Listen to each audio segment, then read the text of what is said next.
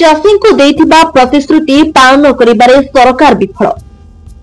निर्वाचन पूर्व बीजेपी दल चाषी को प्रतिश्रुति देइथिला जे ओडिशा रे बीजेपी सरकार शासन को आसे तेबे मंडी गुड़िकरे धानर बिना कटनी छटनी रे क्विंटाल प्रति 3100 टंकारे किनिबे, किंतु सही प्रतिश्रुति मिथ्यारे रहिगला।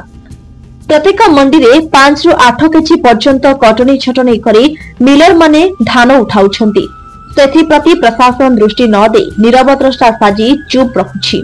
एहार प्रतिवाद करी भवानीपाटना निर्वाचन मंडली कांग्रेस दल तरफ सदर ब्लॉक कांग्रेस सभापति सुभाष चंद्र प्रधान नेतृत्व में एक विराट शोभा यात्रा आसी कलाहांडी जिलापाल कार्यालय घेराव सह 6 दफा दाबीपत्र जिलापाल को प्रदान करथिले। दाबीपत्र रे उल्लेख करा जायछि चाषी को क्विंटाल प्रति 3100 टंका प्रदान करा जाऊ, बिना कटनी छटनी रे धान उठा जाऊ, चाषी को अखा बस्ता शीघ्र जोगाई दिया जाऊ, तुरंत मंडी धान उठा जाऊ, धान मंडी रे पीवा पानी सुव्यवस्था करा जाऊ, वर्षा दाउरू चाषी धान को सुरक्षित रखा जाऊ आदि दाबी रही। प्रतिवाद सभारे सदर ब्लॉक कांग्रेस सभापति सुभाष चंद्र प्रधान अध्यक्षतार जिला सभापति भारत भूषण बेमाल, उपसभापति धरुंधर गहीर, उत्सव साहू, इंद्रजीत महाकुड़, महिला नेत्री द्रौपदी माझी, सुकांती सराब, ज्योत्ना बगती, वरिष्ठ नेता संतोष मुंडा, युव नेता मोहम्मद साहेब, सुशांत प्रधानी, महेंद्र नायक, जयंधर नायक, तारिणी नायक, रोशन साहू, विजय दीप, सचिन नायक,